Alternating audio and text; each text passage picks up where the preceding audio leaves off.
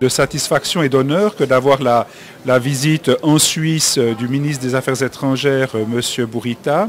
Ça faisait très longtemps, beaucoup trop longtemps d'ailleurs, qu'un ministre marocain n'était pas venu en Suisse.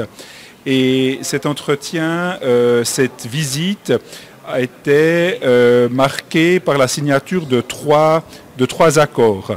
Un accord de coopération large qui touche à tous les domaines, notamment les domaines de l'environnement, de l'économie, de l'éducation, de la migration, mais également un accord de coopération et d'échange de discussions politiques régulières pour que les contacts entre les ministres aient lieu plus régulièrement, que ça n'avait été le cas par le passé. Et puis un accord dans le cadre des accords de Paris, de l'article 6 des accords de Paris pour de la coopération dans le domaine de l'environnement. Parce que je crois que nos deux pays, qui sont quand même relativement proches, même géographiquement, ont beaucoup de choses à échanger. Ils sont très complémentaires dans leurs forces, dans leurs ressources. Et je crois que cette visite a permis à la fois à M. Bourita, mais aussi au ministre suisse des Affaires étrangères, M. Cassis, de se rendre compte, de mieux se connaître et puis de déterminer la voie pas pour les 100 prochaines années, parce que nous célébrons le centenaire de la présence, mais au moins pour les 3-4 prochaines années. Donc l'agenda politique, économique, de coopération est clairement marqué sur le plan bilatéral, mais aussi sur le plan global, pour des échanges et des coopérations au niveau de l'ONU, mais également au niveau régional, par rapport au continent africain par exemple, où les deux ministres ont convenu qu'il y avait des possibilités de coopération bilatérale au niveau africain. Alors, qu'en est-il des entreprises suisses installées au Maroc? Oui. Ou celles qui ne sont pas encore installées, mais qui pourraient potentiellement s'implanter? Alors, on a déjà un très bon tissu économique suisse au Maroc. On a environ 70 entreprises et ce soir nous célébrons justement avec la Chambre du commerce Suisse-Maroc une soirée festive, mais avec un grand nombre d'entreprises suisses. Donc environ 70 sont membres de la Chambre sur un total d'environ 170, 180 entreprises qui sont membres de cette Chambre du commerce. Alors les entreprises qui sont là sont principalement des grosses entreprises suisses. La Suisse est un pays relativement petit, mais en poids lourd au niveau économique, au niveau commercial, au niveau financier et surtout un poids lourd au niveau de l'innovation. Les entreprises suisses sont excellentes parce qu'elles sont les plus innovantes au monde. Et ça, c'est reconnu pas seulement par l'ambassadeur de Suisse, mais par l'Organisation mondiale de la propriété intellectuelle. La Suisse est le pays le plus innovant au monde. Et ça, c'est important. Maintenant, les entreprises qui sont ici sont là pour le Maroc d'abord, mais de plus en plus, à travers leur présence au Maroc, pour le marché africain et ensemble avec des partenaires marocains. Et l'objectif est aussi d'amener de nouvelles entreprises. Et alors, il faut faire connaître le Maroc, et ça, c'est un travail que nous allons entreprendre avec la Chambre. Alors, d'abord, en signant des accords de coopération. La Chambre va signer ou a déjà signé des accords de coopération avec, par exemple, Swiss Global Enterprise, qui est une association faîtière. Elle a signé un accord de coopération et de partenariat avec la Chambre du commerce du canton de Genève, qui est une grande chambre économique. Elle va continuer à le faire avec d'autres chambres cantonales.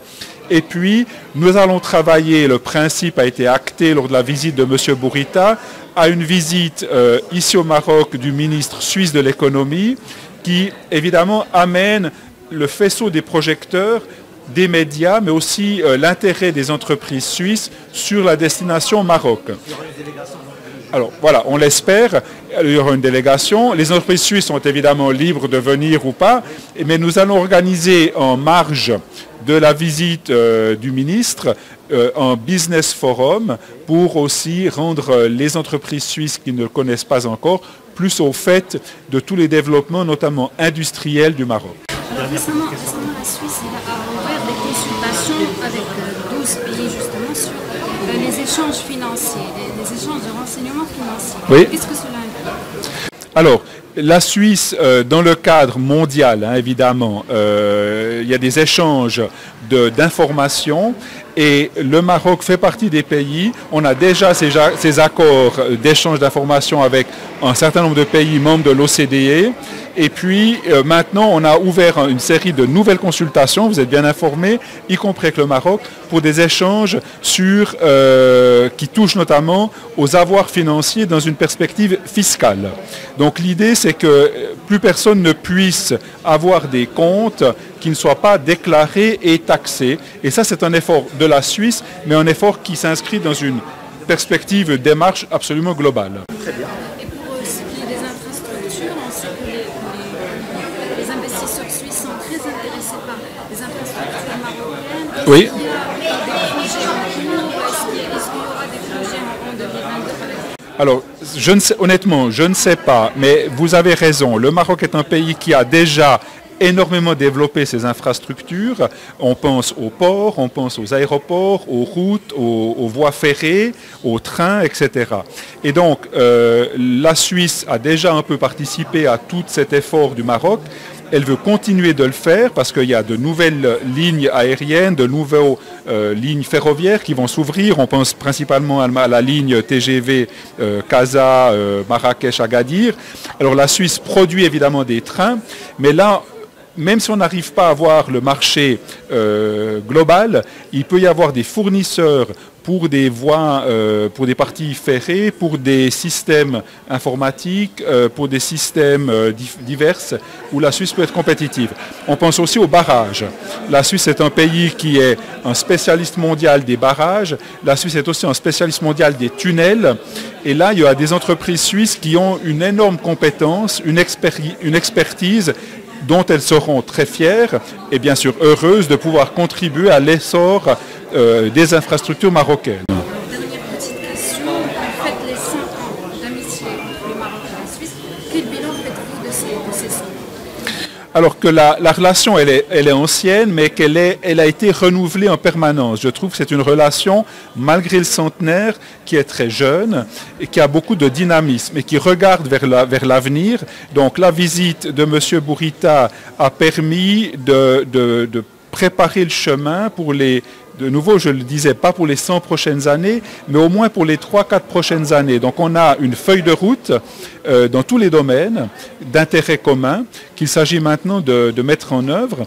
Et vraiment, mon agenda, il est déjà plein pour 2022 avec les partenaires marocains, avec les autres ministères, avec les ministres du gouvernement du Premier ministre.